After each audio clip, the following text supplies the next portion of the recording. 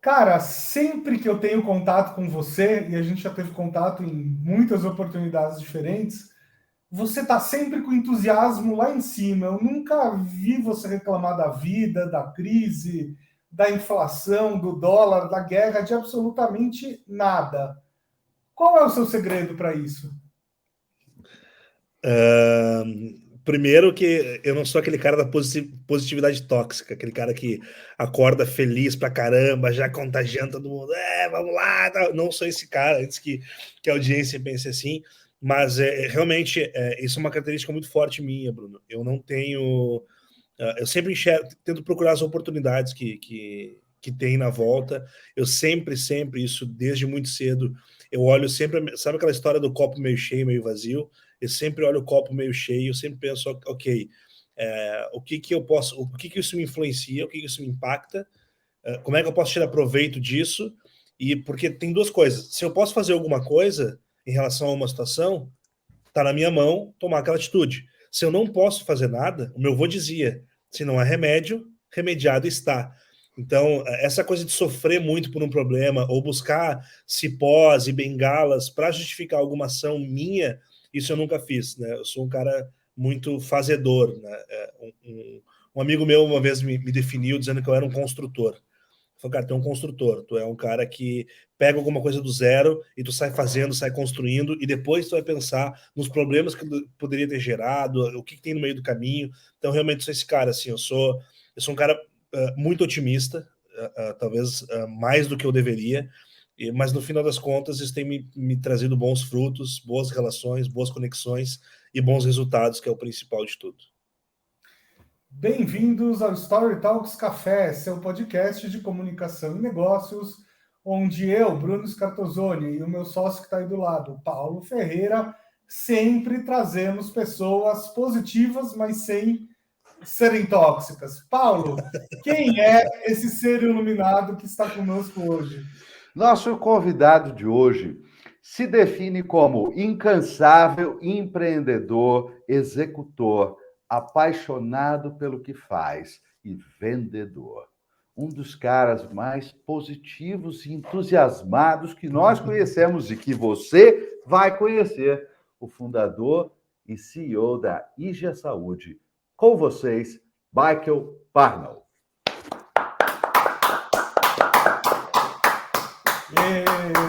Michael, finalmente a gente consegue gravar o programa que faz tempo que está marcado. Michael, eu acho que você marcou uma questão muito importante ali, que é diferenciar-se de qualquer sentido de positividade tóxica ou esse tipo de coisa. Mas, de verdade, isso que o Bruno trouxe sobre você é algo muito característico. O seu bom humor constante, a leveza com a qual você faz, ao mesmo tempo em que realiza coisas nada fáceis. Então, é por isso que a gente queria abrir destacando isso, porque isso é uma característica, uma qualidade rara nos dias de hoje, alguém com essa leveza e positividade fazendo. Porque só falando Exatamente. Fica mais fácil, mas fazendo Exatamente. É mais difícil. O buraco é bem mais embaixo, é bem diferente, né, Paulo? Mas é exatamente isso. Tem um vídeo que eu gosto muito do Cortella, que ele fala, né, que não é possível ser feliz o tempo todo, que as pessoas que são felizes o tempo todo, ou alegres o tempo todo, elas vivem paralela à realidade do mundo, né? Eu acho que, óbvio que o meu entusiasmo, o meu otimismo, essa energia que eu coloco nas coisas que eu faço, é muito pensando na execução, no resultado que eu vou gerar, nas pessoas que estão na volta. É óbvio que eu tenho problemas, é óbvio que eu lido com os meus problemas da melhor maneira possível, buscando sempre uma solução, como é que eu posso organizar, compartilho com quem tem que compartilhar, né, o meu terapeuta, os meus amigos mais próximos, etc. Então, tem uma música, se eu não me engano, é do Vander Wildner, que é um roqueiro gaúcho aqui, que ele diz: eu não consigo ser alegre o tempo inteiro, né, mas nos momentos em que eu posso contagiar com a minha energia, meu entusiasmo, eu estou sempre disponível a fazer isso. Então, que legal que mesmo a gente conviveu já em vários momentos, mas não tanto quanto pessoas tão próximas de mim, mas é legal que você tenha percebido essa característica que é tão única minha, assim, e realmente várias pessoas me trazem isso como um ponto positivo da minha caminhada, dessa minha jornada. Então, uma felicidade conseguir ficar marcado por esta atitude, com certeza. Exatamente. Pior se eu fosse um reclamão, né? Putz, vem o cara que só reclama, o cara tá sempre para baixo. Não tem nada a ver comigo isso. Qual foi a última vez assim que você lembra de ter ficado para baixo por algum problema? Cara, hoje de manhã. Hoje de manhã, uma pessoa do meu time que eu vinha ajudando a desenvolver, que eu apostei muito, que é uma peça fundamental, pediu a missão, recebeu uma outra oportunidade, tinha mais a ver com o momento dela, etc. Então foi um momento que eu fiquei triste. Eu passei por algumas situações ao longo dessa construção da Idia, né, de traições de sócios, de pessoas próximas. Então, vários momentos assim. Óbvio, eu fico triste, eu fico chateado em vários momentos, né? Talvez eu tenha mais momentos em que eu estou mais refletindo e pensando nas coisas que acontecem do que talvez momentos de felicidade extrema, alegria, entusiasmo, etc. Mas eu acho que um ponto importante é como que a gente lida com essa situação. Né? Eu acho que é importante a gente sentir as emoções, né? Alegria, raiva, tristeza, sentir essas emoções e usar o melhor de cada uma delas. Né? Assim, pô, eu não posso ser uma pessoa alegre o tempo todo, não posso ser uma pessoa raivosa o tempo todo. Mas em que momento que é bom sentir raiva? Quando precisa daquela energia para executar alguma coisa que tu precisa um pouco mais de disciplina, um pouco mais de garra para fazer. Então, raiva é um sentimento bom às vezes. Pô, eu tô com raiva da minha situação. Eu tô com raiva do momento que eu tô vivendo. Como é que eu faço para sair dessa inércia e mudar? Então, eu vou usar essa raiva, que gera uma energia diferente no corpo. A gente pode falar de neurociência, neurotransmissores, hormônios, etc., que realmente muda. E aí eu uso isso ao meu favor. Estou sempre buscando como é que essa emoção que eu estou sentindo, eu posso reverter ela. Mas o momento que eu fiquei triste, o último momento que eu fiquei triste foi hoje de manhã com esse pedido de demissão dessa pessoa que é tão especial para mim. Mas eu tenho certeza que nosso caminho vai se cruzar aí muito em breve. A raiva é um grande motivador, às vezes, né? Eu gostei muito de uma parte da resposta que você deu à primeira pergunta ali, Michael, quando você diz o seguinte: colocar cada um dos sentimentos, cada uma das coisas no seu lugar, né? E você deu como exemplo ali, muitas vezes, o necessário e altamente saudável desabafar, mas desabafar com as pessoas muito próximas ou na terapia, quer dizer, essa ideia de colocar cada coisa no seu lugar. Isto é uma coisa Exatamente. absolutamente fundamental e que as pessoas, às vezes, falham em colocar no lugar certo. E o problema é, o ser humano precisa de válvulas de escape para todos os sentimentos que ele tem. Se não tiver o lugar certo, vai ser colocado no lugar errado. Exatamente. Não tem jeito. E aí, assim, a gente vive um momento, né, Paulo, que primeiro nem agradeci por estar, pelo convite, por estar aqui, a por gente já agradece. Começou batendo papo, mas eu estava ansiosíssimo para participar da conversa com vocês aqui. Sabe o quanto eu admiro vocês, do quanto o Story Talks é um divisor de águas na minha vida, assim. Fiz 2 ou 3 vezes o curso e eu acho, não sei se vocês lembram como eu cheguei no curso. E hoje, se vocês me verem no palco, vocês me verem dando um pitch, falando, tem muito de vocês nessa minha construção. Então, realmente, os poucos minutos que a gente passou junto, ficou marcado, assim, vai ficar marcado para sempre, porque muita da minha desenvoltura veio das interações que a gente teve. Mas esse ponto, né, que a gente vive uma geração, um momento, as pessoas estão muito imaturas. Né? A gente tem se blindado muito, às vezes, de algumas conversas dos pais, etc. e tal. A gente tem um momento de maturidade. E o que eu vejo muito nas pessoas? Né? A gente tem os nossos valores. Né? Poucas pessoas conhecem os seus próprios valores. Eu sei os meus muito claros, né? Liberdade, desafio. Eu sei muito claro os meus valores ali. E uma coisa que eu vejo muito, que muita gente tem necessidade de reconhecimento, de atenção, de se sentir, às vezes, se colocar numa posição mais de coitado do que de protagonista, porque isso gera um acolhimento maior, isso gera uma atenção maior. Então, o que é mais fácil no momento que a gente vive no Brasil? É eu ser o cara pessimista, que tô cheio de problema, onde o dólar influencia minha vida, o preço da gasolina influencia minha vida, o litro, etc. Tal. Óbvio que isso influencia minha vida, mas eu causo identificação muito maior nas pessoas falando dos problemas do que falando do que eu venho construindo, do que eu estou sonhando, do que eu estou olhando para frente. E aí isso às vezes gera uma quebra nas pessoas. Ela quer se sentir parte ou inserida daquela conversa, daquele contexto, e é muito mais fácil compartilhar problemas para gerar identificação, e aí os dois chorar abraçados juntos, do que ser aquela pessoa que, não, cara, não olha por esse lado. Pô, tem um outro caminho por aqui, tem uma forma de fazer. Só que isso sempre exige mais energia do que a gente está disposto a dar para conquistar alguma coisa, para sair daquele conforto que a gente está, para a gente dar mais um passo, para a gente alcançar o que a gente quer. Então, e essa, de novo, a gente pode voltar em neurociência para falar sobre o uso de energia, né? Da energia mesmo do cérebro, mudar, a gente ser mais otimista, a gente fazer alguma coisa, dá desgaste, dá energia. Aprender uma coisa nova para que tu possa ter um resultado melhor, ele te desgasta muito, gasta muita energia. Então, o que o cérebro quer? Eu não quero isso. Eu quero ficar aqui onde eu tô.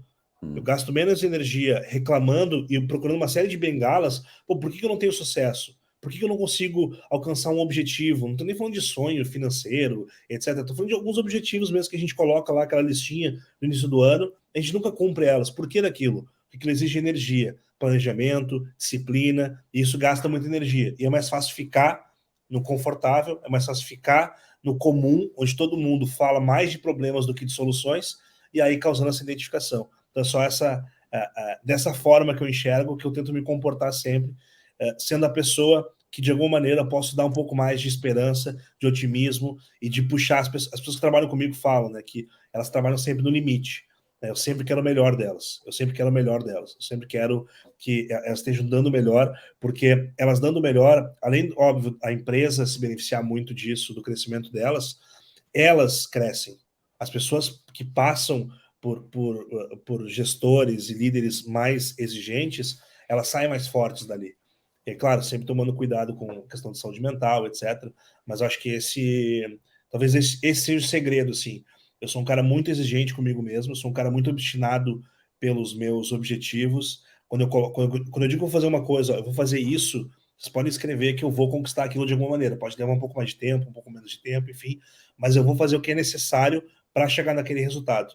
E é isso que a maioria das pessoas não está disposta a fazer, que é gastar energia para chegar lá. Michael, você puxou a coisa, elevou a barra aqui da profundidade dessa conversa de um modo muitíssimo ousado, logo de cara, e nós vamos seguir nessa sua ousadia. E aí eu vou te perguntar o seguinte: a sua empresa é a Idia Saúde, né? Ela trabalha de um modo muito particular, promovendo a saúde das pessoas para que elas, enfim, tenham recompensas, a recompensa óbvia de ter saúde, mas outras recompensas além desta, né? Então, é todo um desenho de modelo que você me apresentou no dia que a gente se conheceu, né? Que empurra as pessoas em direção a cuidarem bem de si mesmas. Exato. E aí, as pessoas trabalham com você, e você acabou de dizer, eu puxo essas pessoas para os seus limites de desenvolvimento. Como é que funciona este equilíbrio de puxar as pessoas para a alta performance, fazendo com que elas se mantenham mentalmente, psicoemocionalmente saudáveis? Então, peraí, só deixa eu fazer um complemento. Quando a gente conheceu o Michael, lá num curso em Porto Alegre, eu lembro até hoje, a gente estava ali no corredor, tomando um café, no intervalo e tal, e eu perguntei, o que sua startup faz, né? O que você faz? E eu lembro dele dando uma resposta mais ou menos assim, não, eu comecei a repensar um dia como deveria ser um plano de saúde, e aí eu cheguei à conclusão que, na verdade, a gente tinha que criar um banco. Eu falei, uou, como assim?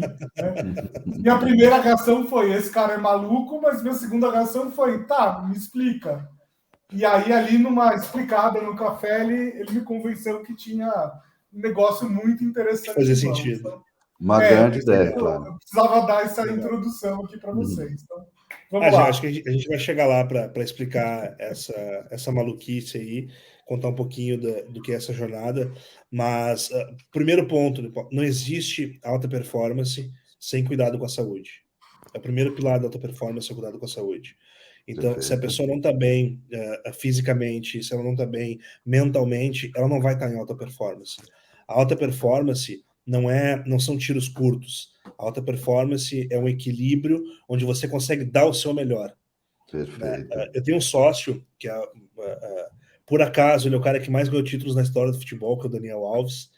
E sempre que eu tenho oportunidade de conversar com ele, ele participa das reuniões de conselho. Sexta-feira teve um evento da empresa, ele entrou para dar uma mensagem para a galera, e ele sempre fala sobre dar o seu melhor, não é dar 120%, 150%. Às vezes eu estou num dia, né, hoje eu não tô bem, hoje o meu máximo ele é 60%. Então, se o meu máximo hoje é 60%, eu vou dar 60%. Eu não vou dar 30%, eu não vou dar 25%.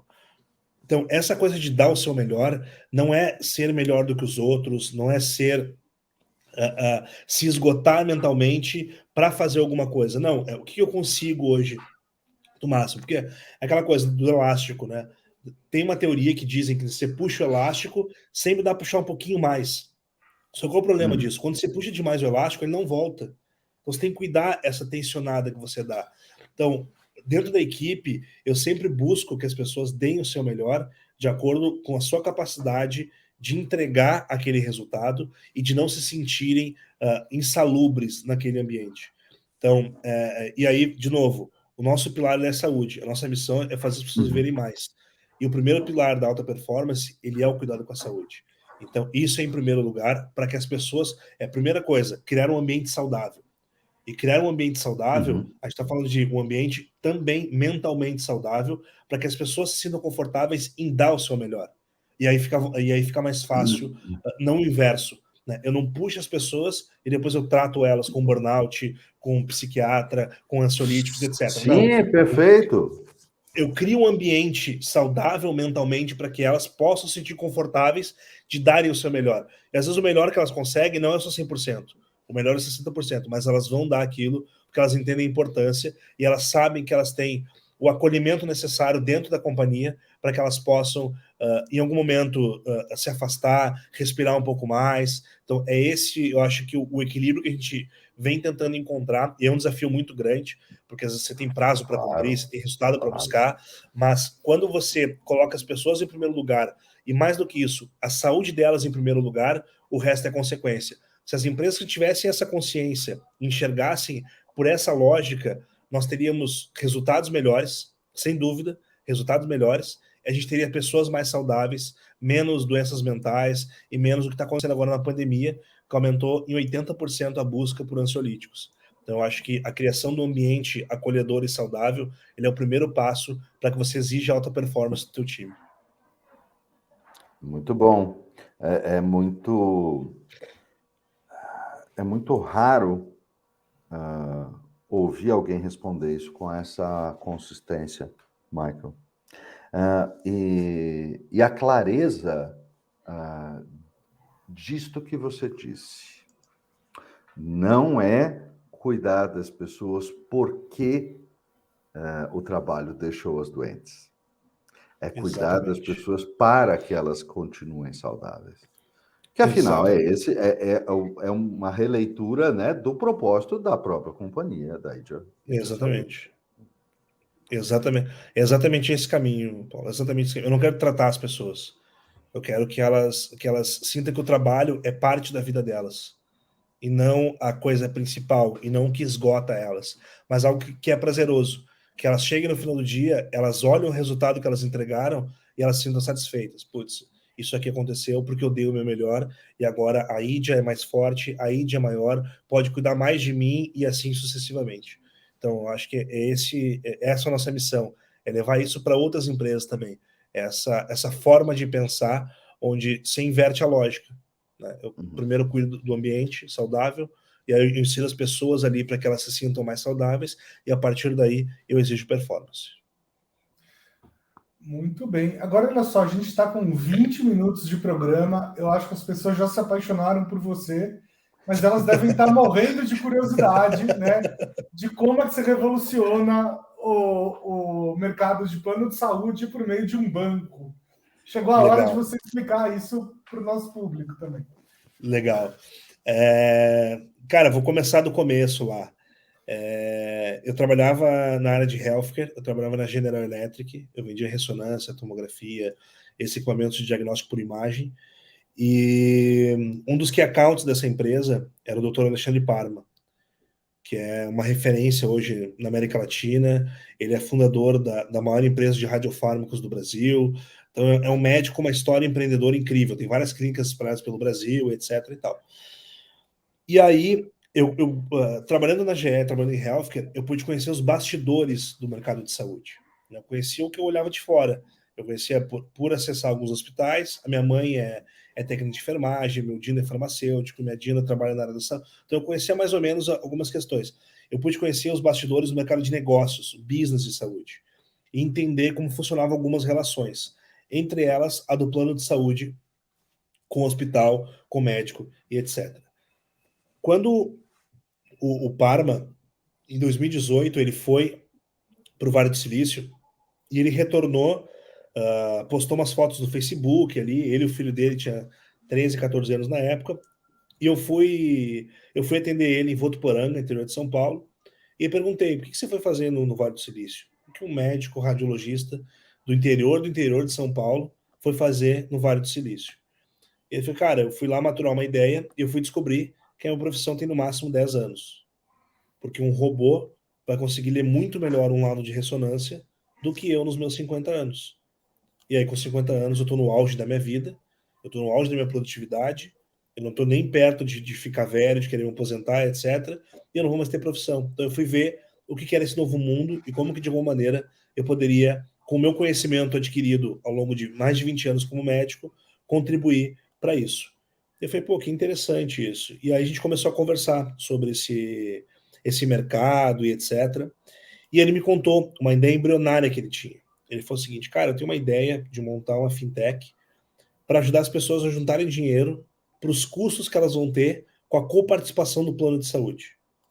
Esse foi a ideia embrionária. Não tinha nada, não tinha nome, não tinha nada. Eu falei, putz, legal isso. E aí eu trouxe a minha visão sobre a relação plano de saúde, usuários, empresas e a rede conveniária, que são hospitais, clínicas, médicos e etc. E aí ele falou, cara, vai muito ao encontro do que eu penso também, etc e tal. Eu acho que a gente tem uma futura startup. Eu falei, pá, eu quero participar disso. Ele falou, cara, mas não tem como participar disso. Você é executivo da GE, você tem tua carreira aí, então não tem como. Eu falei, não, eu peço demissão. Ele falou, não, cara, você não vai pedir demissão, cara. Tu vem batalhando, vem de uma família pobre, aquela coisa de tu deixava 2 contas de luz atrasar para pagar uma para não cortarem a luz e sempre jogando e brincando aquela coisa de dinheiro e tal. Cara, você não vai pedir. Agora que você está no auge do vendedor, que o vendedor, né? O sonho de todo vendedor era ter um carro da empresa, um celular da empresa, poder viajar pela empresa, ganhar bônus em dólar. Eu tinha tudo isso na GE. Só que eu não tinha o principal, que era essa minha ansiedade, não sei se ansiedade, anseio, essa vontade de querer mudar o mundo. E ali eu sabia que eu mudaria muito pouco se não fosse alguma coisa mais escalável, com uma proporção muito maior, de acordo com os meus sonhos. Eu falei, não, vou pedir demissão, para. Ele falou, não acredito que você vai pedir demissão. 10 dias depois eu liguei para ele e falei, cara, acabei de fazer um pedido de demissão. Eu estou saindo da GE e eu vou tocar essa startup contigo. E aí eu falo, até dei uma entrevista num outro podcast esses dias, e aí pergunta assim, cara, o que te levou a essa decisão maluca de pedir demissão por causa de uma ideia dessas? E aí eu falei para ele que eu acho que o que faltava na minha jornada empreendedora, a Idia é o meu nono negócio. Então eu não sou um marinheiro de primeira viagem nas empresas. Eu tenho 32 anos, mas faz 20 anos que eu trabalho. Comecei a trabalhar com 12 anos, eu nunca mais parei. E é o meu nono negócio. Eu já passei por muita coisa. Já vendi empresa, já perdi dinheiro, já fui roubado por sócio, já cumpri vários dos capítulos ali da cartilha do empreendedor. Quando eu decidi pedir demissão e embarcar nessa startup com o Dr. Alexandre Parma, não foi pela ideia, porque a ideia vale 10 centavos uma bacia cheia. Eu escolhi um sócio. Essa foi a minha decisão. Eu queria ser sócio daquele cara. Eu queria ser sócio do Dr. Alexandre Parma, que era a maior referência em radiologia que tinha dentro da GE. Então, pouco me importava o que era a ideia, o que era o negócio, o que era o futuro. Não me interessava, eu só sabia, eu quero ser sócio desse cara. E aí começa a nossa jornada, começa a nossa história para construir essa opção ao plano de saúde. E a gente começou a entender, legal, vamos estudar esse mercado. Se eu estiver me estendendo demais, fiquem à vontade de interromper aí. Fiquem, tá? Esse é um podcast de papos longos. Manda ver, vamos falando. E aí começamos a estudar o mercado de saúde, dados de saúde e tudo mais. E eu quando eu decido uma coisa, eu caio 200% para dentro, eu vou muito a fundo, converso com muita gente, leio muita coisa, eu amo aprender. E aí, alguns dados começaram a chamar a atenção. Né? Entre eles, 70% dos falecimentos mundiais, eles ocorrem por 5 tipos de doença crônica. Câncer de pulmão, câncer de mama, doença cardiovascular, AVC e diabetes. Essas 5 doenças matam 70% das pessoas todos os anos. São 50 milhões de pessoas que morrem por essas 5 doenças. O que chama atenção nisso? É que essas 5 doenças poderiam ser prevenidas. E elas poderiam ser evitadas ou adiadas. E a pergunta que a gente se fez, por que as pessoas continuam morrendo de doenças que podem ser evitadas? Pô, se tu sabe que fumar te traz um câncer de pulmão, por que tu continua fumando? Se tu sabe que o excesso de açúcar que tu consome vai te trazer uma diabetes, vai te trazer uma doença cardiovascular, por que a gente continua fazendo isso? O sedentarismo, ele vai aumentar o risco da doença cardiovascular, que é a doença que mais mata no mundo. Por que as pessoas continuam morrendo de doenças que podem ser evitadas? Porque a gente não consegue enxergar a um palmo da nossa frente o que a gente está construindo de doença. Tá, o que é saúde preventiva? Qual foi a primeira coisa que a gente descobriu? As pessoas não sabem o que é saúde. Ponto. O que é saúde preventiva? A primeira etapa de saúde preventiva, ela é conhecimento e informação, que gera autoconhecimento. Onde estão as informações de qualidade sobre saúde? Não existem. Não estão disponíveis. A gente não aprende na escola, não aprende depois, o próprio médico não te ensina essas informações sobre saúde. A gente tomou uma decisão, vamos fazer uma pesquisa perguntando para as pessoas que têm um produto que deveria dar esse acesso a elas, que é o plano de saúde. A gente fez uma pesquisa para entender o comportamento de quem tem plano de saúde. E 3 dados chamaram muita atenção. Primeiro deles, somente 20% dos brasileiros têm plano de saúde. Então a gente está falando, são 210 milhões de brasileiros, 20% têm plano de saúde. Só 40 milhões. Tem outros 170 milhões de brasileiros que não têm plano de saúde. Desses 20% dos brasileiros que têm plano de saúde, somente 19% fazem exames de rotina. Então, 210 milhões de brasileiros, 40 milhões de brasileiros têm plano de saúde, 8 milhões fazem exame de rotina. 64% das pessoas que têm plano de saúde não sabem o que é um check-up. Que médico visitar, que exame fazer, que índice monitorar. Então, pô, se a pessoa está pagando um produto que teoricamente seria um plano para a saúde dela, por que não ter acesso a essas informações? É a mesma coisa eu chegar para vocês aqui, Bruno e Paulo, eu preciso de um plano de comunicação para minha empresa. O que vocês têm que me entregar? Um plano de comunicação para minha empresa. Se eu contrato um plano de saúde, o que eu deveria receber? Teoricamente, um plano para minha saúde. E aí tem um dado que eu chamo do hack do sistema. Assim como o Uber hackeou o modelo de mobilidade, o Airbnb hackeou o modelo de hotelaria, o Nubank hackeou o modelo financeiro, essa resposta, e aí eu chego para responder a pergunta do Bruno, do porquê que nós começamos com o Media Bank. Porque nós somos uma FinHealth, que é uma empresa financeira, uma empresa de saúde, que com base tecnológica. A gente perguntou, para quem tem plano de saúde, em uma palavra, o que significa ter plano de saúde? A maioria respondeu segurança. Eu lembro que eu falei lá no início que eu conheço muito bem os meus valores. Os meus valores. Liberdade, desafio, lealdade, etc. Então eu gosto muito de entender o que está por trás da decisão das pessoas. Eu sou apaixonado por comportamento humano. Né? Isso está ligado aos valores. Né? O que eu valorizo na hora de tomar uma decisão. Se a pessoa, na hora de comprar um plano de saúde, o que ela mais valoriza é segurança, na verdade, o medo dela é de não ter dinheiro para bancar o tratamento quando ela ficar doente. E aí eu brinco que o que a gente está comprando não é um plano de saúde. O que a gente está comprando é um consórcio de doença. Por quê? A gente paga todos os meses, não faz nada para cuidar da saúde e fica esperando ser contemplado por uma doença grave no futuro. É a mesma lógica do consórcio. E aí eu vou mais além ainda. A maioria dos brasileiros não tem medo de ficar doente. Quem tem medo de ficar doente cuida da saúde. A maioria dos brasileiros tem medo de ficar doente e não tem recurso financeiro para bancar o seu tratamento. Então, no fim do dia, não é sobre saúde, no fim do dia é sobre dinheiro. Por isso, nós começamos com o Media Bank. Por isso que o que o brasileiro está comprando é uma tranquilidade financeira para que ele faça o uso do plano de saúde quando ele ficar doente. E não que ele faça a utilização dele antes de ficar doente, para que não chegue nesse momento de ser acometido pela doença. E aí que nasceu essa relação. Só que, olhando para o modelo do plano de saúde, a gente viu. É uma relação muito complexa do plano de saúde com todos os stakeholders da cadeia. Tem um livro que é a base da nossa teoria, da nossa tese, que é o Repensando a Saúde, de Michael Porter, que é saúde baseada em valor. O que o plano de saúde tem hoje? Ele tira valor de todo mundo, todos os usuários que estão nessa cadeia. O plano de saúde hoje é o segundo maior custo de uma empresa.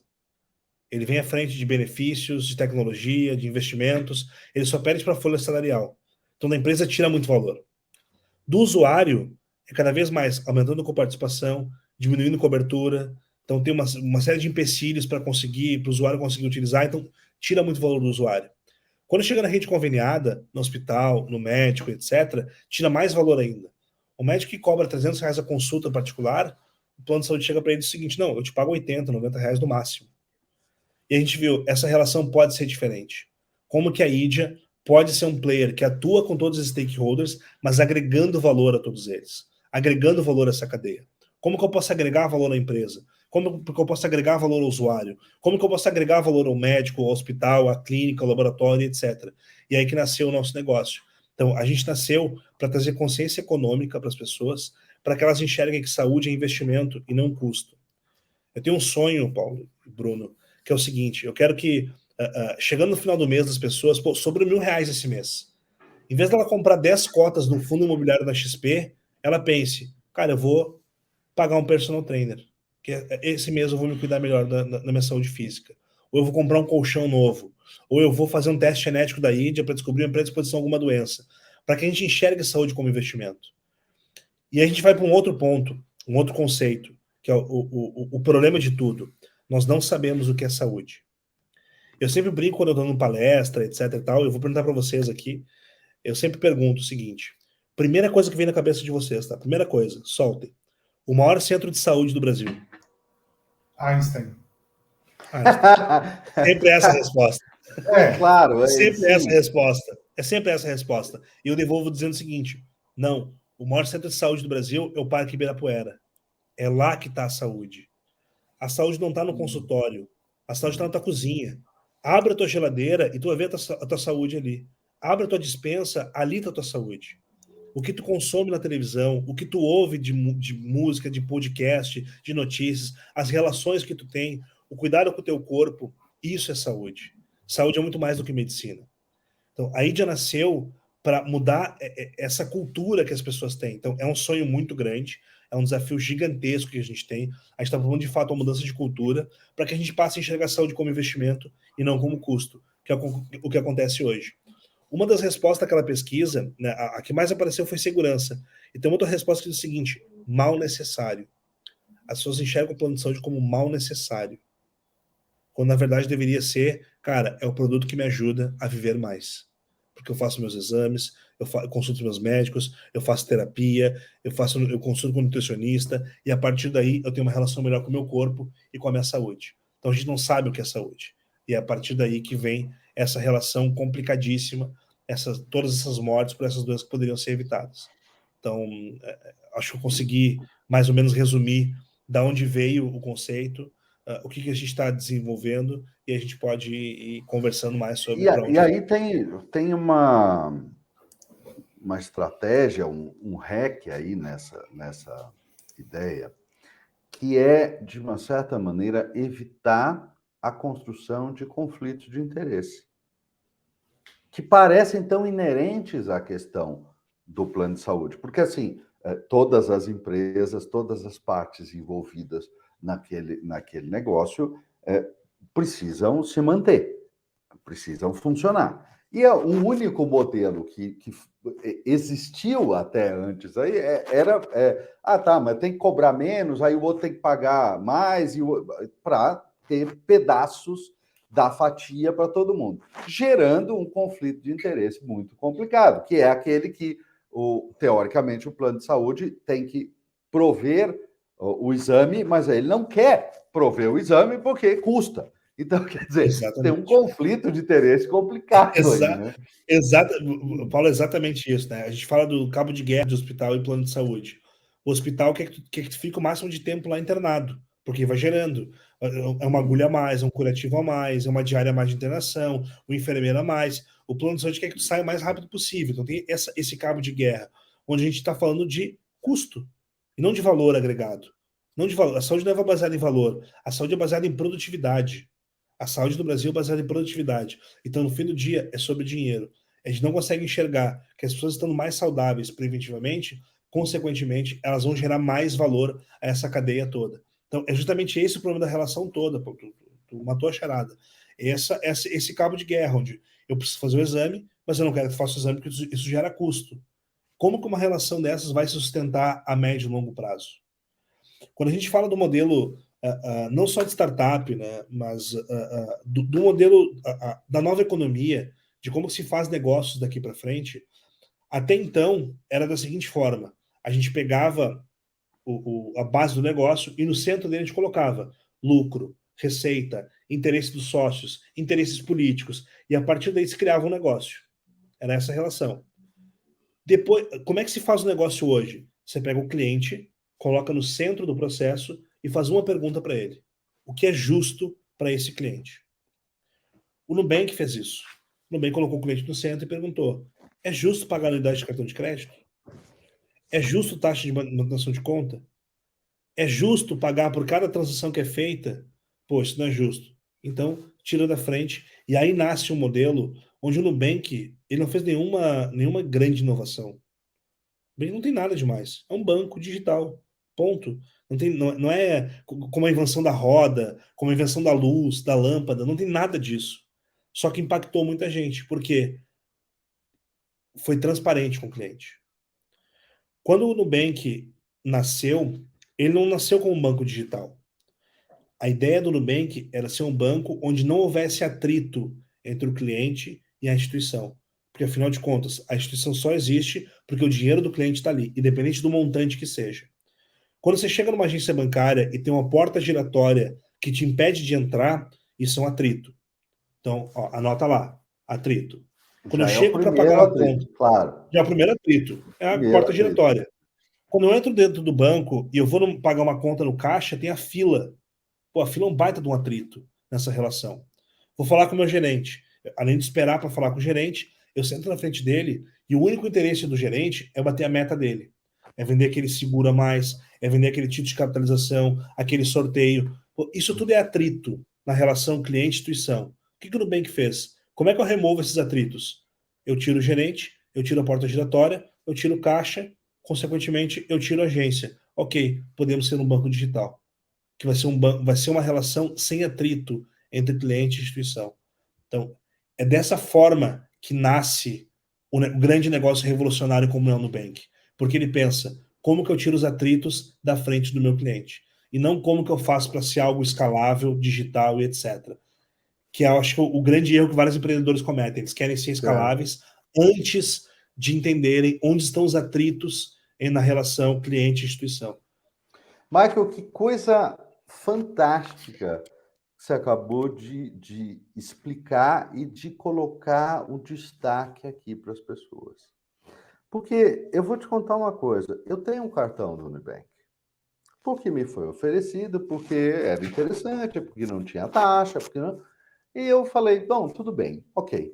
E eu peguei o cartão, vou compartilhar aqui. Eu peguei o cartão porque eu queria um cartão sem risco, ou seja, que não estivesse ligado a uma conta minha, uma conta bancária, e que tivesse um limite baixo. Para quê? Para eu tirar da carteira, dar na mão do meu filho, que era menor de idade, e dizer assim, Tó, vai resolver seu problema lá com esse cartão aqui. E eu não ter preocupação com a história. Começou assim, muitos anos atrás. Só que a minha relação com o Nubank sempre foi tão tranquila, tão virtuosa, e é isso que você disse aí, sem conflito, que eles foram aumentando meu limite, foi não sei o quê, e eu fui ficando com o cartão, e eu vejo que eu uso cada vez mais, porque não tem atrito, não me enche o saco. Então, assim, impressionante. Exatamente isso. Hoje, a minha única conta bancária é no Nubank. Aquela coisa, então, o Personalité, o Van Gogh, eu não sei o quê, isso acabou. E se vocês perceberem, podem buscar depois na internet, a Mastercard, eles têm duas nomenclaturas, que é o Gold e o Platinum. Uhum. E aí o cliente que é Platinum, em qualquer outro banco, ele tem o cartão preto, ele tem o cartão dourado, ele tem o cartão todo diferente, para mostrar que ele é especial. No Nubank, só o que muda é o selo atrás do cartão. Todos os cartões são iguais.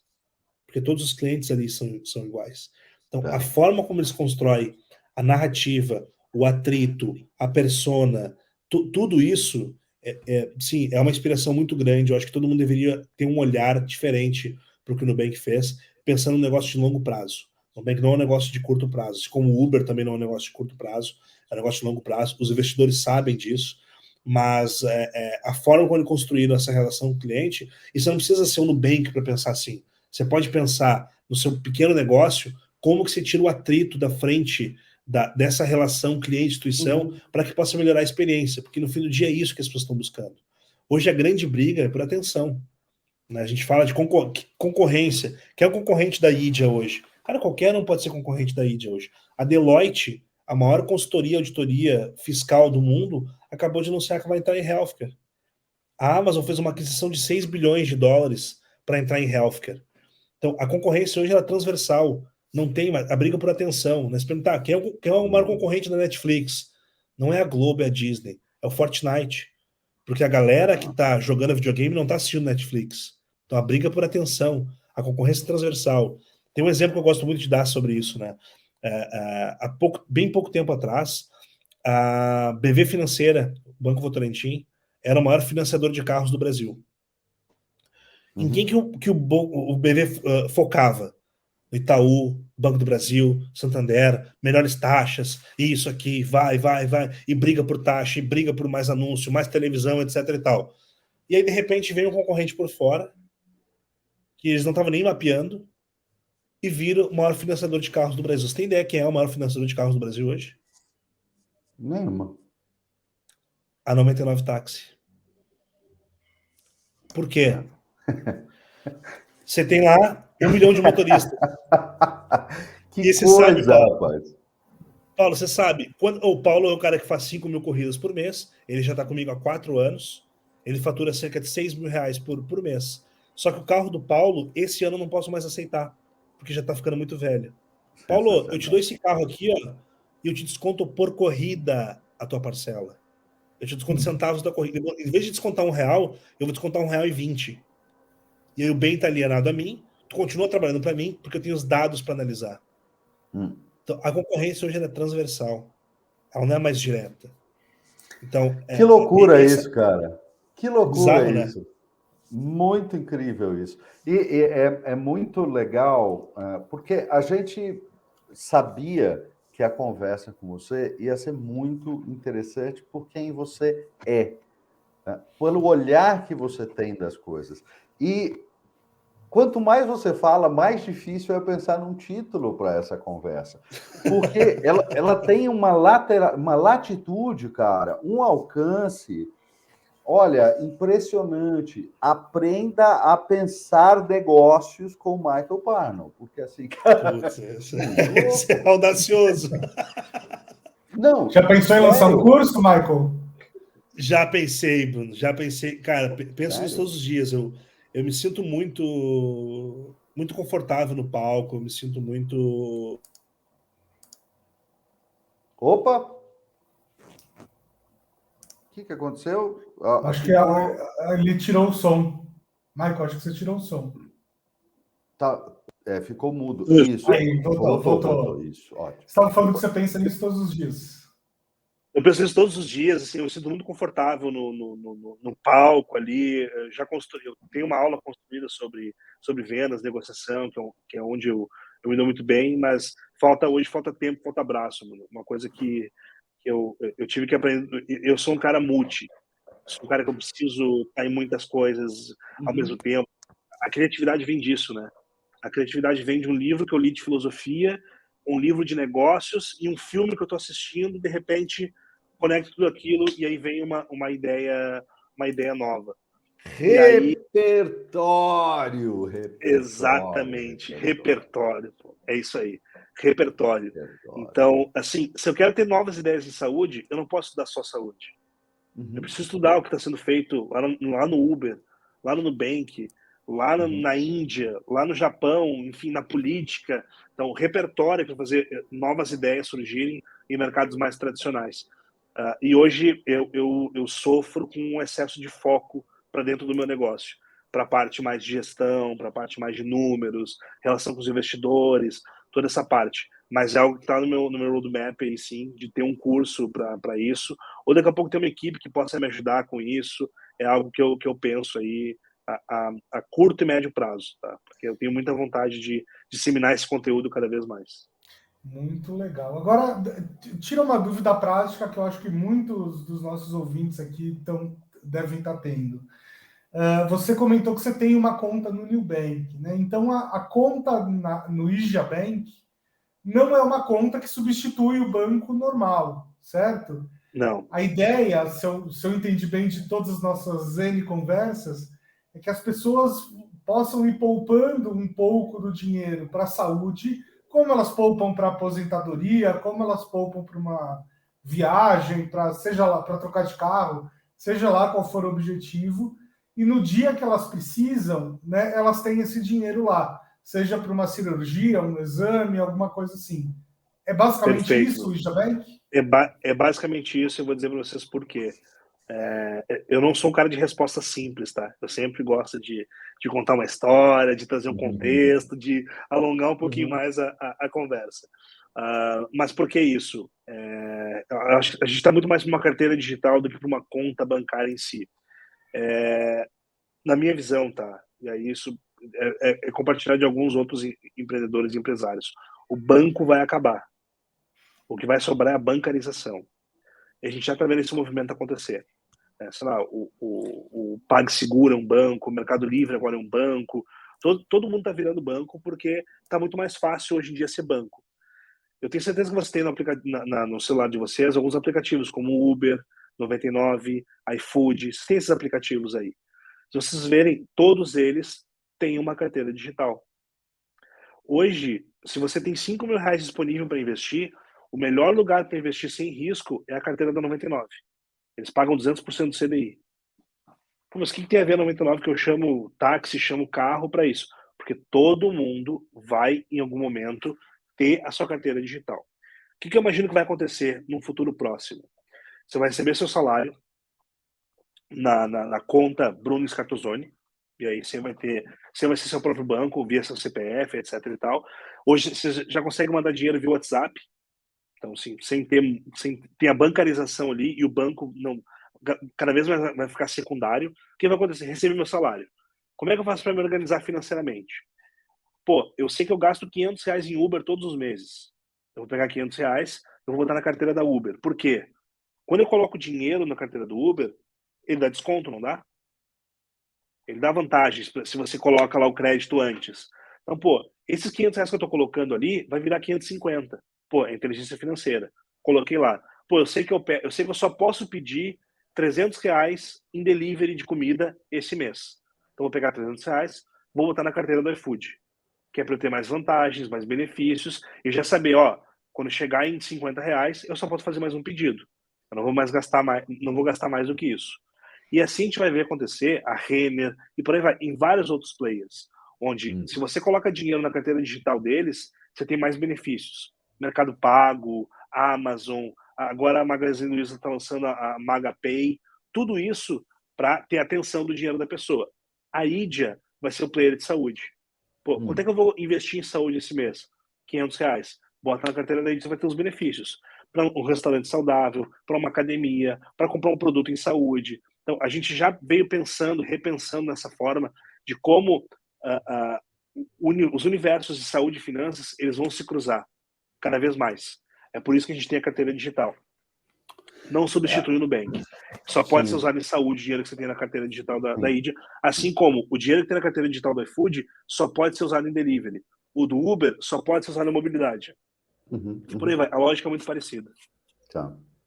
Agora, todo esse desenho, todo esse hack, todo esse entendimento diferenciado de negócio está fazendo aí, já tem um tempo que você está remando com esse projeto bacana, e você citou aí um sócio de peso, né, internacional, que é o Daniel Alves.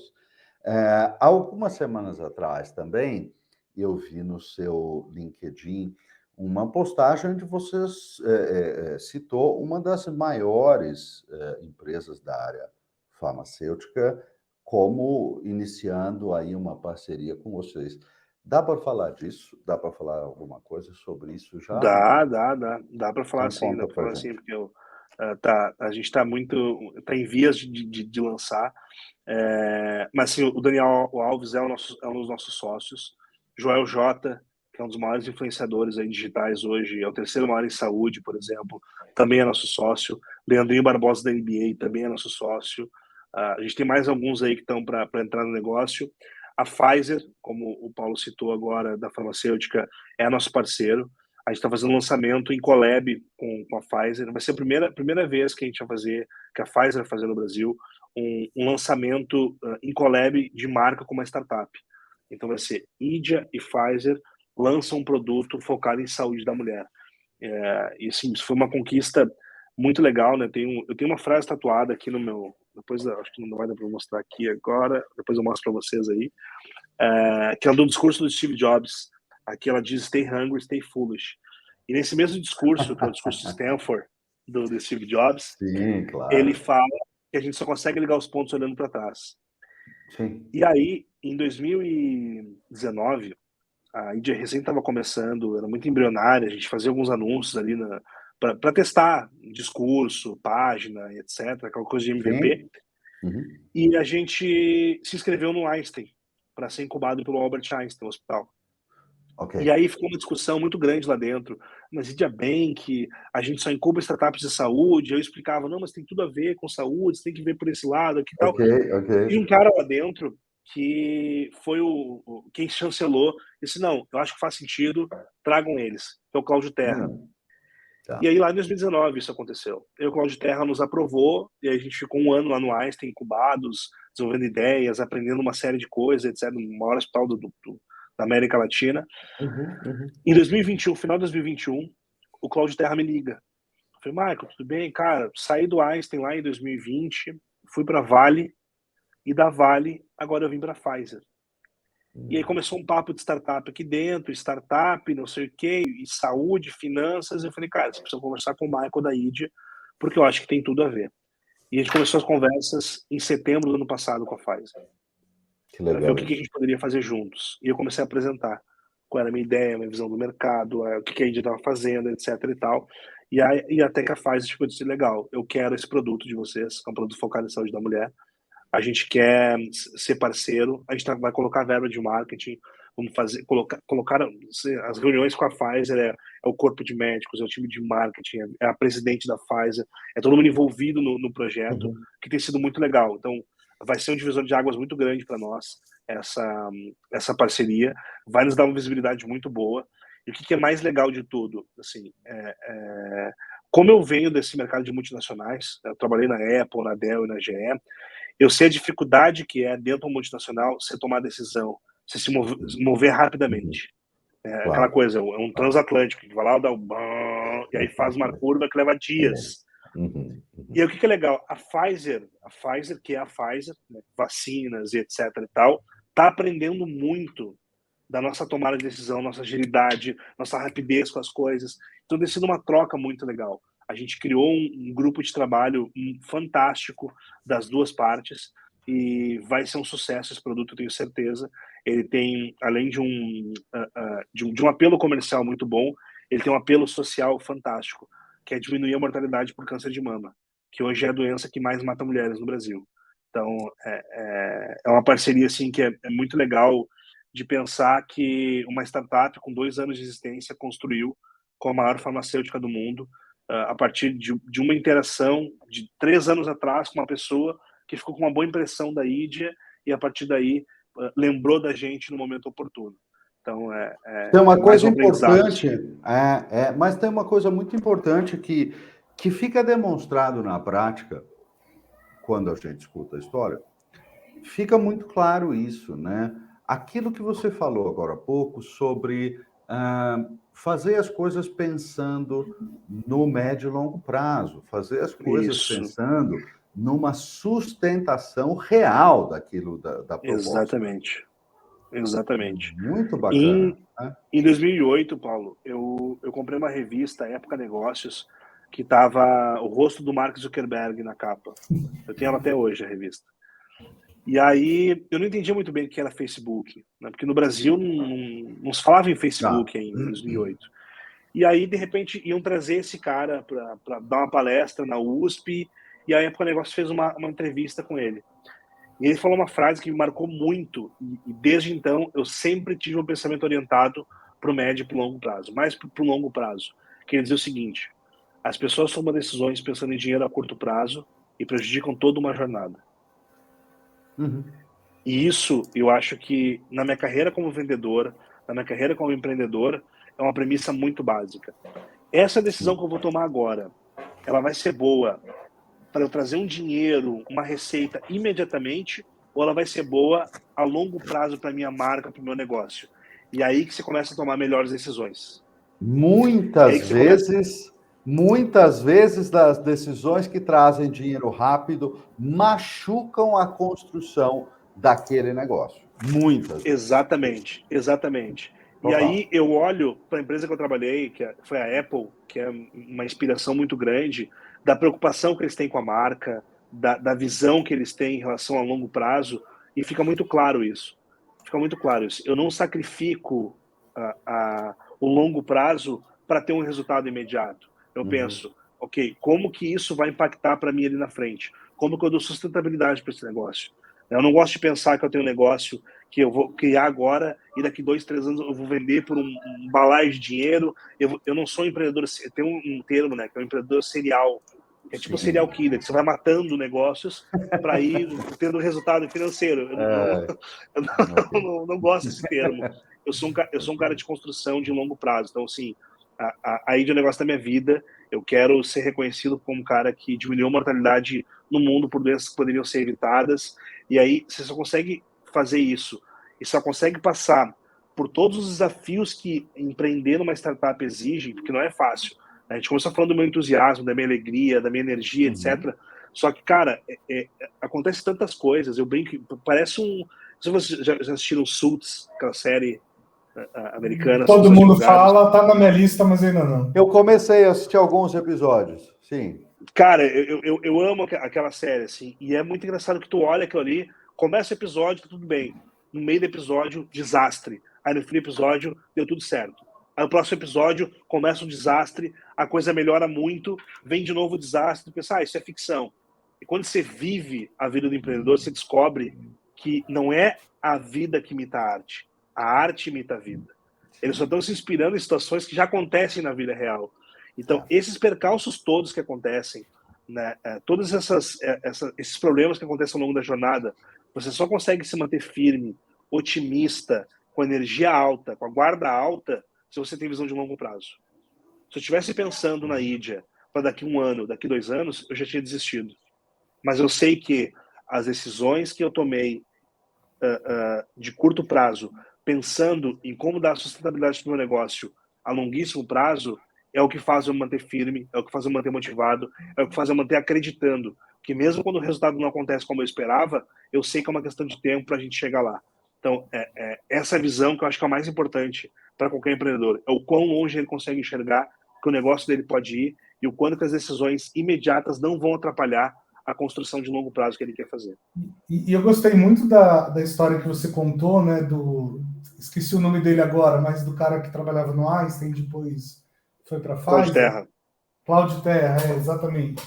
Porque ela também mostra que networking também precisa ser pensado no médio e longo prazo, né? Às vezes as pessoas perguntam para mim, por exemplo, né? Pô, como é que eu faço networking e tal? E eu tento explicar que às vezes você conhece alguém no café hoje e isso só vai te dar um retorno real daqui, sei lá, 8 anos. Isso acontece direto. Exatamente. Então, assim, o que sustenta você tomar café com uma pessoa hoje? É você gostar de ouvir gente. É só isso que sustenta. E a verdade daquela relação. E a verdade porque se não tiver verdade, você aguenta 8 minutos, mas não 8 anos. Aí é que é a questão. Isso tem que ser de verdade. Exatamente. Tem que ter verdade nisso. Tem que ter manutenção disso. Né? Network requer esforço e requer manutenção disso. E, principalmente, se tornar relevante. Eu não consigo construir um networking com alguém que eu quero que me ajude lá no futuro, etc., se eu não for relevante para aquela pessoa também. Networking é uma troca. Né? Eu tenho várias pessoas que vê uma foto minha com o Daniel Alves, vê uma foto minha com o Joel J, vê uma foto minha com a Pfizer, aí lembram que eu existo, aí vem pedir um negócio. Ok, naquele momento, eu sou um cara super prático, eu sou um cara super objetivo, eu não tenho mimimi nenhum. Mas, pô, network é uma construção. Network é uma construção. Então, sim. E aí, pensando como... E eu sempre penso, né? Por isso que eu acho que eu estudo tanto, que eu aprendo tanto. Eu falei, cara, como é que eu posso ser relevante? E aí, eu pensando assim, cara, eu vou conversar com 2 gigantes da comunicação. 2 caras que são minha referência. O Paulo e o Bruno são minha referência. Eu trouxe vocês para palestrar na empresa. Eu fiz os cursos com vocês lá, aprendi muito e tá num pedestal mais alto, assim, pô, são caras que eu admiro. Pô, o dia que eu consegui construir uma história como o Bruno e eu ter uma postura de palco, uma presença de palco como a do Paulo, cara, eu tô gigante, eu tô grande na coisa. Só que eu penso, cara, o que eu posso agregar no Story Talks? O que eu posso chegar aqui e falar diferente? Como é que eu posso ser relevante nesse momento? E aí que vem nessa construção. Não é se você não lê uma frase antes de vir aqui falar. Tem que ter verdade no que você está falando. E tem que ter muito estudo, tem que ter muita dedicação. Então não é fácil. Né? A gente vê, às vezes, os empreendedores de palco, né? Os caras que lêem um livro e saem falando. Porque você é líder, você tem que fazer isso, isso e isso. Só que o cara nunca assinou uma carteira de trabalho, o cara nunca foi líder de ninguém, nunca quebrou uma empresa, nunca pagou nunca teve imposto. Fechamento de folha no meio de uma situação de falta de caixa. Sem viver isso, meu amiguinho, fica difícil. Exatamente. Porque eu li no livro tal, que faz assim, porque o Steve Jobs, irmão, não é nada disso, cara. É diferente a coisa. Olha, eu posso te dizer que o valor que você está gerando aqui nessa entrevista, Michael, não só é sensacional, e a gente já sabia que seria, mas é mais amplo, como eu falei, com uma latitude impressionante, de altíssimo interesse para todo mundo que quer fazer negócio e empreender. Né? Então, muito obrigado. Olha, muito legal mesmo. Muito obrigado mesmo. E Michael, eu ia te dar uma ideia aqui, mas eu não vou te dar essa ideia no ar, não. Eu te dou a ideia depois para ninguém roubar. Pior que depois. Não, mas pode falar. Que se alguém fizer, se alguém executar antes de mim, é porque a gente não foi competente o suficiente. A ideia tem que ser compartilhada. Então eu vou falar. Você já parou vamos botar no risco. Você já parou para pensar que essa sua ideia, né, de enfim, fazer um banco ou uma carteira digital voltada para a saúde, podia ter uma coisa muito parecida para a educação, por exemplo? Como assim? Fala mais sobre isso. Cara, eu acho que a gente vai quer dizer, a gente vai não, né? Já estamos vivendo um momento onde a educação tem que ser uma coisa contínua. Porque antes as pessoas pensavam em, né, faço uma faculdade, talvez faça uma pós e acabou minha vida de aprendizados, né? Obviamente não vai ser mais assim. E se você tivesse uma carteira digital com algumas facilidades para você contratar serviços de educação recorrentes, isso talvez fosse muito interessante como negócio. Sim. Vou pensar, inclusive, agora como pai, por exemplo. Rafael acabou de fazer um ano, inclusive estava comendo o bolo do aniversário dele no começo do programa aqui. E eu, eventualmente, já penso nisso, né? Quando ele tiver 18 anos, eu não sei o que ele vai querer ser da vida. Mas se ele quiser fazer uma universidade lá no Vale do Silício, sei lá, quero que ele tenha, eventualmente, essa opção. Ou se ele quiser procurar a universidade paga mais bem conceituada da área. Conceituada da área, em qualquer outro lugar do mundo, mesmo que seja no Brasil, também quero que ele tenha essa opção, entendeu? Por exemplo, se eu tivesse um banco, né, entre aspas, já focado nisso, onde eu pudesse deixar o dinheiro lá, rendendo, para que ele pudesse pagar essas opções depois, talvez fosse um produto muito interessante. Cara, com a educação mesma característica, sempre... Michael, que você disse aí, né? O dinheiro investido na conta do IDIA só pode ser utilizado em saúde. Perceba a visão do pai aí. Poxa, eu vou colocar um recurso ali que vai poder ser livremente, amplamente utilizado, desde que dentro da categoria educação. Exato. Então, da categoria educação. É interessante isso. Imagina que tivesse, sei lá, um desconto substancial se o dinheiro viesse dali, entendeu? Bem interessante isso. Isso cara, se eu não empreendesse em saúde, com certeza eu estaria empreendendo em educação nesse momento. Porque primeiro que eu acredito que toda empresa na nova economia ela tem que também ser um pilar de educação, tem que ter um pilar de educação. Né? Como eu falei, as pessoas não sabem o que é saúde, então eu preciso ensinar elas o que é saúde. Então, na minha trilha de conteúdo, eu tenho um time médico gerando conteúdo sobre o que é saúde, sobre o que é cuidado pessoal, etc. O Nubank faz muito forte isso. A XP nasceu como empresa de educação financeira.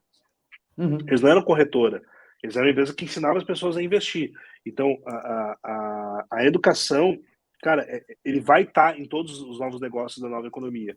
E qualquer coisa que a gente pense dentro desse mercado, ela é muito ampla, porque faz muito tempo que ninguém faz nada em educação. Faz muito tempo. A sala de aula continua da mesma maneira que os meus pais estudaram. Está exatamente igual. Continua essa questão. O que a gente tem hoje? A gente tem um excesso de informação. O que a gente não tem hoje? As pessoas não sabem aprender. Exato. Esse eu acho que quem hackear esse modelo, quem hackear esse modelo de educação vai ter sucesso. Se a gente descobrir como fazer as pessoas aprenderem com esse excesso de informação. Antes, o que acontecia antes? O monopólio da informação. Você só tinha educação dentro de uma instituição paga, dentro de uma universidade, com bons professores, etc. e tal. Aí, veio a internet. E aí trouxe o contrário. Trouxe a democratização ao acesso e à informação. Só o que falta? A gente continua sem saber aprender. A gente continua com a lógica que veio da escola de decorar as coisas para o excesso de informação que o nosso cérebro não processa e a gente continua emburrecendo. A gente continua sem saber exatamente como aprender, onde aprender e por que aprender. E aí eu acho que está aí um modelo de negócio que precisa ainda existir, que é ensinar as pessoas a aprenderem, né? A desaprender, a aprender de novo, e aí continuar com a frase que eu tenho tatuado aqui, que é do Steve Jobs, que é stay hungry, stay foolish. Né? Mantenha-se faminto, mantenha-se tolo.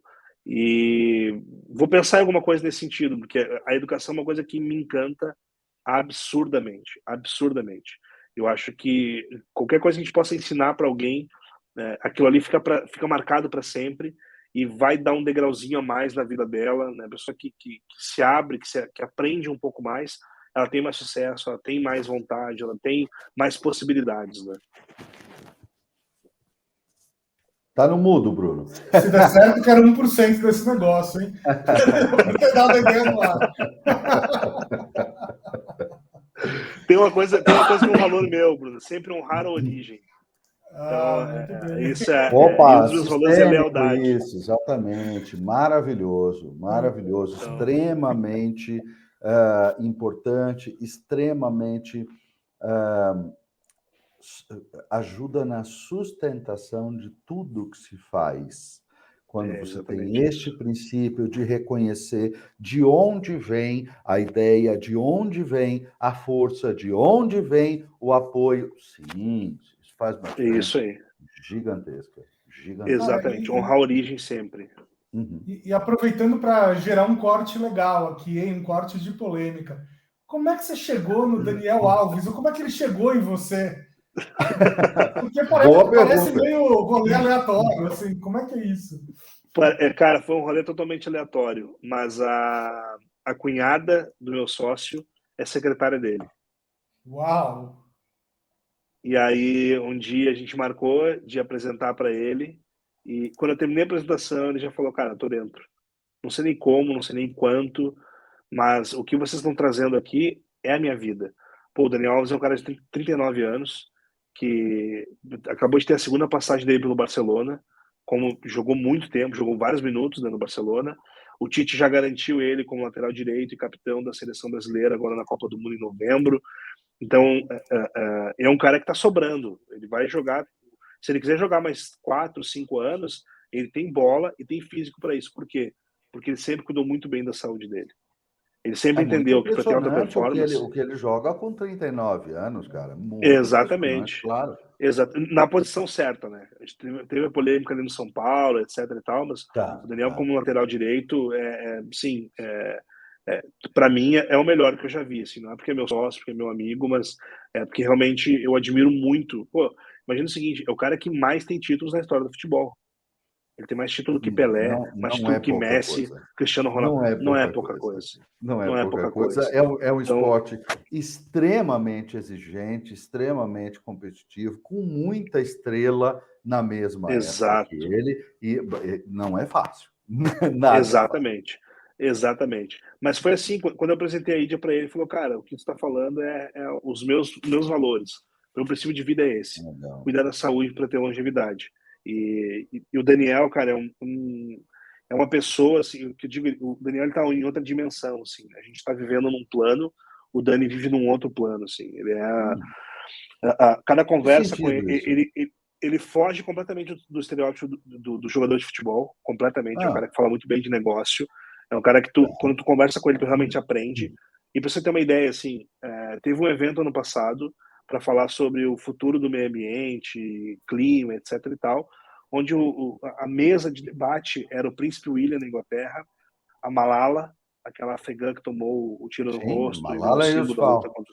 Isso, Malala Yousafzai, Oprah, mais algumas celebridades, e o Daniel Alves. Era um dos caras que estava sentado a essa mesa para debater sobre. Então, você vê alguns amigos dele, Lewis Hamilton, o próprio Príncipe, Gary Vee. Então, todos esses caras são caras que convivem com ele, ensinam e aprendem muito com ele, porque ele realmente tem uma visão além do momento. É um cara de longo prazo. Ele foi agora para o Pumas, no México. E aí, muita gente questionou. Cara, ele tinha propostas da Europa, ele tinha propostas do Brasil, etc. Por que tu foi jogar no Pumas do México? E aí ele fala uma coisa assim, cara, futebol é muito mais do que chutar uma bola. Futebol você move multidões, você mexe com a emoção das pessoas. Então, um cara que representa o que eu represento no futebol, aceitar jogar numa liga não tão competitiva, não tão grande como é o mercado do México, comparado às outras ligas que ele transitou, é levar um pouco mais de paixão, um pouco mais de coração, um pouco mais de esperança para essa galera que está lá, de que eles também são importantes no mapa do futebol mundial.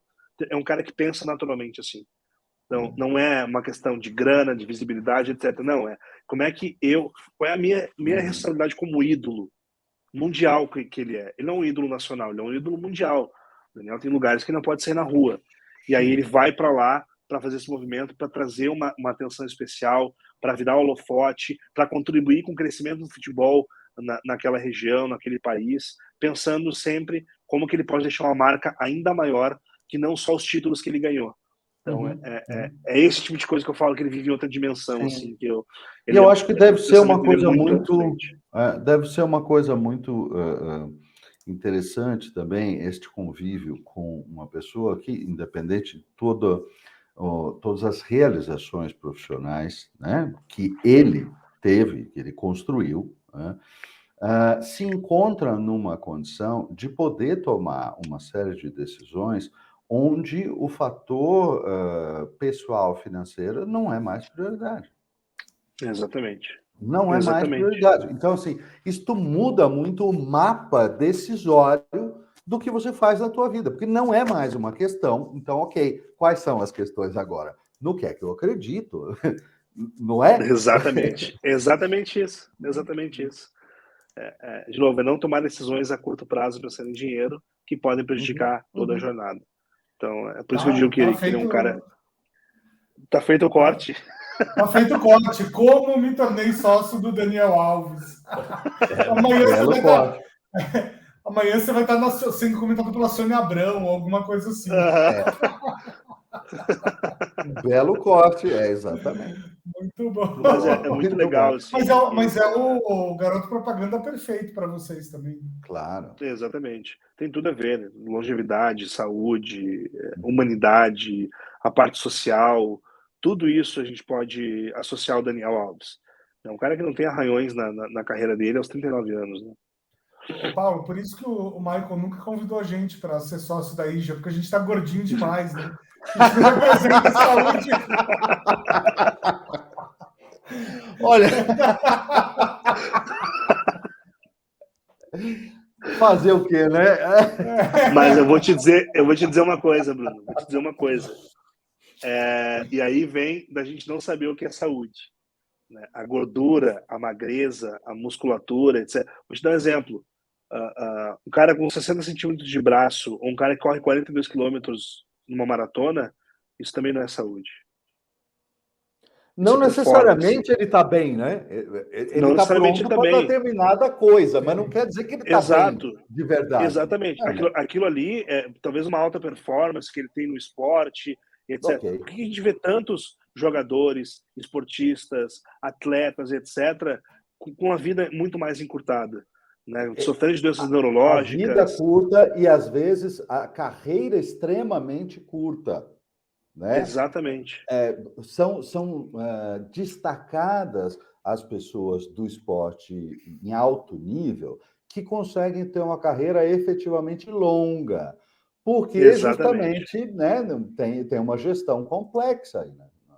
Exatamente. Aquele cara bombado de academia lá, que tem um bração, tem o peito bem desenvolvido, etc e tal, tem uma substância que é muito comum, é vendida em qualquer farmácia, loja de suplementos, etc, que é o BCAA. Você deve ter ouvido falar do BCAA. É uma suplementação para ganho de massa muscular. Duas pessoas que prestam atenção zero nesse assunto. Mas assim, é muito comum. Tá? Audiência, talvez, claro. Você compra em qualquer lugar, o BCAA. Você vai lá, compra e toma aquilo ali depois do treino, que é para dar para o teu músculo crescer melhor, crescer mais rápido e por aí vai. Ali tem uma coisa chamada mTOR, que é um estimulador genético para o teu DNA expressar mais os genes da construção de massa muscular. E você constrói mais músculo tomando aquela suplementação. Beleza. Só que o teu DNA, ele tem tudo de bom e tudo de ruim. O teu DNA, os genes que tem ali, é o mesmo gene que... Ele tem o gene de constrói massa muscular e ele tem o gene do câncer. Tá tudo ali, o gene.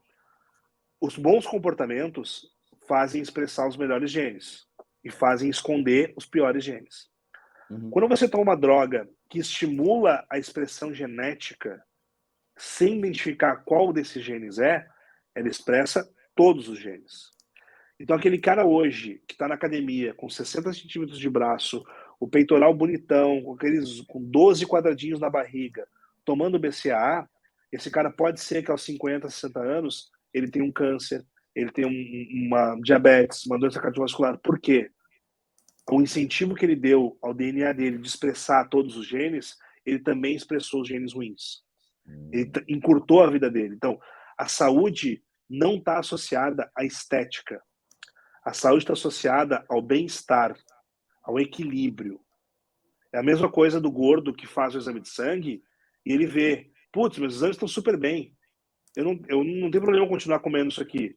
Ok, só que o teu exame de sangue em 6 meses pode mudar completamente. Então, o equilíbrio e o bem-estar é o que manda no jogo. Não necessariamente a aparência, a estética, etc. Quando a gente toma essa consciência, é que a gente vai entendendo o que é essa relação que a gente não tem com a nossa saúde de fato. E simplesmente uma busca incessante por alguma questão estética ou uma coisa do gênero. Eu espero ter conseguido explicar aqui, porque é um assunto complexo sempre de falar. Né? E, aliás, por essa resposta e por outras coisas que você me falou já, eu só posso concluir que você praticamente teve que fazer uma faculdade de medicina, né, para poder lançar o seu negócio. Praticamente isso, sim. Hoje eu considero que você é um cara que entende muito de medicina pelas conversas que a gente já teve. Sim, o meu sócio fala isso, assim, que o Dr. Michael, ele brinca com isso, assim, porque realmente eu leio e aprendo muito, né? De novo, o conhecimento hoje está disponível, a gente só precisa saber aprender, né? Saber o que aprender, por que aprender, como aprender e com quem aprender. Que eu acho que é um fato muito importante muito a gente se importante. atentar. Com quem aprender. E, claro, as conversas com ele, né? Meu sócio é um gênio, um cara que eu admiro absurdamente. É uma das pessoas mais inteligentes que eu conheço. A esposa dele é médica também. A gente tem alguns médicos na equipe. Então, óbvio, você vai convivendo, vai conversando, vai entendendo. Cara, mas por que eu tô sentindo isso? Por que eu não construo massa muscular? Por que eu não emagreço? Por que eu tô com essa dor de cabeça? Por que meu sono não é 100%? E aí tu vai descobrindo e vai, obviamente, adquirindo esse tipo de conhecimento. Então, acho que não posso dizer que eu sou um doutor, mas eu acho que metade de uma faculdade de medicina aí, ao longo desses 2, 3 anos, eu já fiz, com certeza. Mas essa saber aprender, né? Saber aprender é isso mesmo que você destacou. Saber aprender é metade do jogo. Exatamente. Exatamente. Claro. Pois é. Muito legal. Michael, estamos chegando aqui na reta final, até porque você tem uma agenda apertada aí, né? Tem muitas vidas para salvar.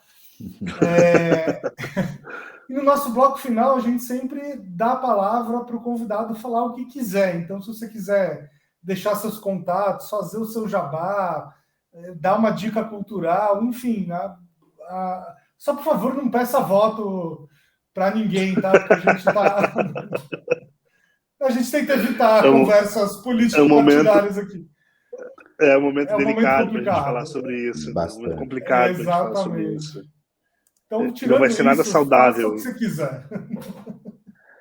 Cara, eu acho que, assim, o jabá da empresa, acho que é Idia Saúde, HYGIA Saúde, nas lojas de aplicativo, no Instagram, etc. Vai lá conhecer um pouco do nosso trabalho.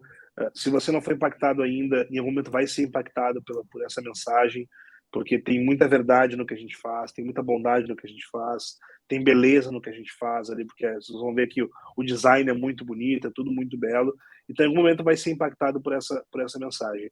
Mas eu acho que como empreendedor, como empresário, como líder, como vendedor, como Michael Parnov, eu acho que muito da mensagem que eu sempre entrego quando me pedem para dizer alguma coisa é sobre essa frase que está aqui no meu braço tatuado. Não é à toa que eu tatuei essa frase aqui no meu braço, que diz: stay hungry, stay foolish. Mantenha-se faminto, mantenha-se tolo. Faminto por conhecimento e sempre achando que, cara, eu posso aprender mais, tem alguma coisa que eu ainda não sei, sempre indo atrás. Eu acho que quando a gente se sente suficiente em alguma coisa, é quando a gente comete os maiores erros. O excesso de confiança, às vezes, em alguma coisa, o excesso de arrogância para não ouvir alguém, para não aprender com alguém, eu acho que é aí que a gente perde as maiores oportunidades. E quanto mais a gente aprende, menos erros a gente comete. A gente tem que estar disposto a aprender, a errar também, mas quanto mais a gente estuda, mais a gente aprende, menos erros a gente comete, ou menos erros que possam afetar de fato um negócio como um todo. Então a mensagem sempre é essa, assim, se torne... eu nunca fui um bom aluno, tá? Nunca fui um bom aluno. Até a quinta série eu fui um bom aluno. Depois disso eu não fui um bom aluno.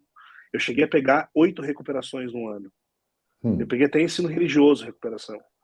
Eu não era um bom... Porque eu sempre fui um cara Hoje, naquela época, eu poderia ter sido diagnosticado de TDAH, alguma coisa nesse sentido, assim, porque eu sempre fui inconformado com as regras, com o modelo de aprendizado, com aquela coisa de decorar. Eu sempre fui um cara muito inconformado, sempre fui um aluno meio problema, assim, na minha vida acadêmica. Eu larguei a faculdade depois de uma aula com uma professora. Ela tinha 28 anos e ela era doutora em administração. E ela nunca tinha trabalhado em nenhuma empresa. E aí a gente começou numa discussão, e ela falando da teoria, eu falando da prática, e eu falei, se faculdade é isso, então eu não quero fazer faculdade nesse sentido, eu prefiro muito mais ir aprender na rua. E aí, desde muito cedo, eu sempre aprendi, eu sou um autodidata, né? Eu aprendi instrumento, idioma, vários assuntos, sempre por minha conta, porque eu acho que uma coisa que eu aprendi a desenvolver foi como que eu aprendo aquilo ali. Né? Prática, saber que eu vou ser muito ruim no início, vou passar aquele estágio onde eu sou muito ruim, e aí eu vou ter consciência de que eu sou muito ruim, que é muito pior do que só ser ruim.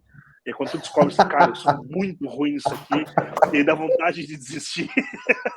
Você se torna consciente daquilo, e aí você vai para outro estágio de aprendizado que já começa a ficar um pouco melhor, até que você consegue fazer aquilo com naturalidade ou com um pouco mais aí de desprendimento.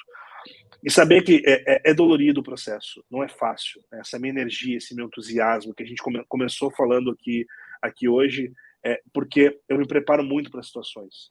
Né? E eu sei que se eu fizer o que precisa ser feito, se eu não baixar a guarda, se eu cuidar de mim, da minha saúde mental, eu vou estar sempre pronto para qualquer uma das situações que possa acontecer. Né? Eu já passei por várias fases, né? Eu já passei por traições na sociedade, eu já passei por perda de entes queridos, perdi meu maior ídolo, que é o meu avô, o cara que inspirou eu ser como eu sou e quem eu sou, e aí você vai aprendendo, né? Você vai entendendo que, cara, a vida, ela continua, se você estiver triste, se você estiver alegre, se você estiver para baixo, para cima, a vida continua, o tempo vai passando. E aí você pode tomar a decisão de fazer alguma coisa para mudar aquilo ali, para fazer alguma coisa por você e continuar crescendo e chegando onde você quer chegar, ou você pode simplesmente entender que não tem mais nada para ser feito e esperar a morte chegar. Eu sou o cara que vou sempre atrás, né? Eu escrevo algumas frases, eu tenho um bloco de notas ali, eu tenho várias frases ali, e uma delas eu digo assim, eu sempre consigo o que eu quero. Né? Se eu tiver que pegar, eu pego, se eu tiver que comprar, eu compro, se eu tiver que conquistar, eu conquisto, não importa a forma, mas eu sempre consigo o que eu quero. E aí, eu só consigo tudo isso porque eu sou um cara que sonho muito.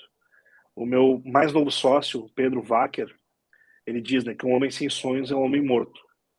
E eu acredito muito nisso, assim.